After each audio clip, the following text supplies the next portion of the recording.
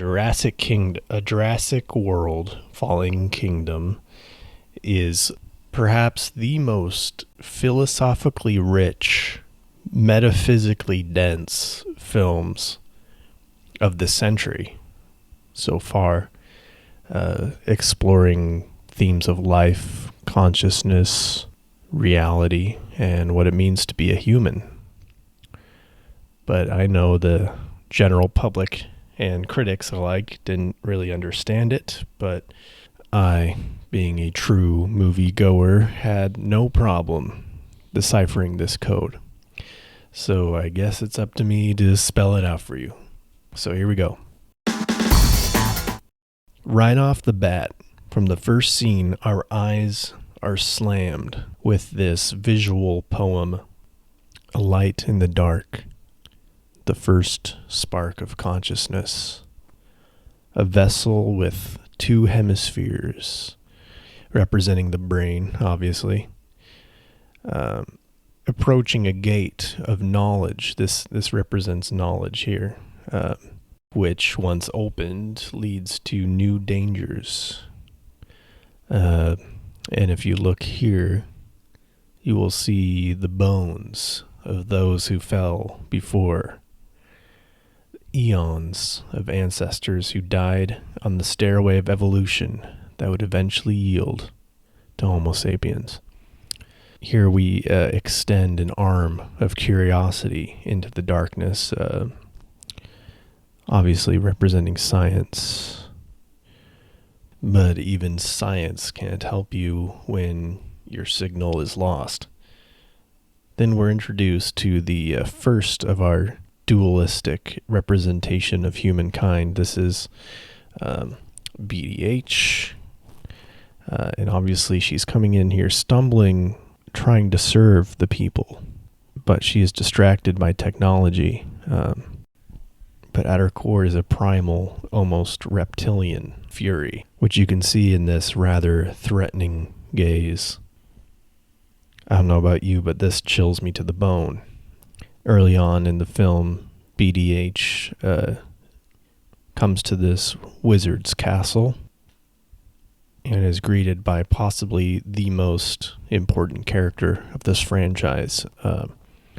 You zoom in and you can see how much is put into the performance of this character here. The meaning in every crease and fold of this leathery face. She is so important because she is a stand-in for us, the audience. She's clearly at once dismayed and concerned at the appearance of this inhuman BDH. So again, standing amongst, the bones of the ancients, she finally encounters the wizard from whom she seeks counsel. And it is here that her frightening presence is exemplified when she scares this young child in the shadows. She truly is terrifying to behold. Even this wizard with this magical staff cannot protect his family. Soon after, we are finally introduced, at last, to the other half of this dyad here, and his name is Chris. And if you just take the time to consider the symbology of a man building his own house. You know, you've got that Home Depot belt. And most importantly, we have this miniature house, which represents his dreams that he is manifesting with the bigger house. Very important detail that most people miss. When he turns around, you can really see how he greets BDH with this skeptical yet inviting smirk. What a guy. Then, of course, we come to the dinosaurs, which really aren't important, except for this one scene where this character here, in the clutches of BDH, is realizing that she will never have a neck as tall as this. And that is really the nature of BDH. She makes you realize the limits of our biology.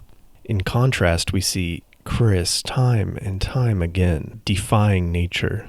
Here we see him running from this toxic plume. And out of all of these creatures, he will be the only survivor. He doesn't even need a glass bubble like these other two. And this clearly represents the rat race that is evolution, and the Homo sapiens that will outpace all else. Here we see him literally rejecting this glass bubble, shooting it multiple times, and afterwards they take a nap on the beach. You deserve it. But make no mistake, Chris is not just out for himself. He will put himself at a moment's notice between you and danger. He is our protector, shielding the vulnerable with his forearm, his shirt opening just enough to suggest the strength beneath. And in the face of certain death, he gives this look, just this look, as we will see later in the film, will protect you and your family. You too can make this look. I recommend taking this still with you to the bathroom every time you use the toilet or brush your teeth. Hold it up next to your face in the mirror and try to approximate this look. And in a couple years, you'll get it. Anyway, when we get to the halfway point of the film, our patience is rewarded, and we get to witness the union of these two echelons of humanity. It's not the most subtle of metaphors. I think you could figure this one out here. We all know what the sleeping T-Rex represents, though it is important to note that BDH is in the dominant position on top, while Chris is visibly repulsed by this whole process. Meanwhile, the dinosaurs are being put into cages. Obvious metaphor, yada, yada, yada. We all know how that one turns out. What's important is that once they escape, the dinosaurs are, well, they're in the house now. In other words, danger can come close to home. That's the dinosaur crawling on the house, causing trouble. We've all had nightmares like this. Monster coming through the window, gonna get you while you're in bed. But here, the fulfillment of all our dreams. We all wished we had this Chris, this Pratt come in, just pelting that dinosaur with not only bullets, but this look. If that doesn't chill your bones, then I don't know what will. With that look alone, he defeats the beast, and here we see him dismissing another beast with just a look. Go home, he says, and it leaves, and that's the end of the movie.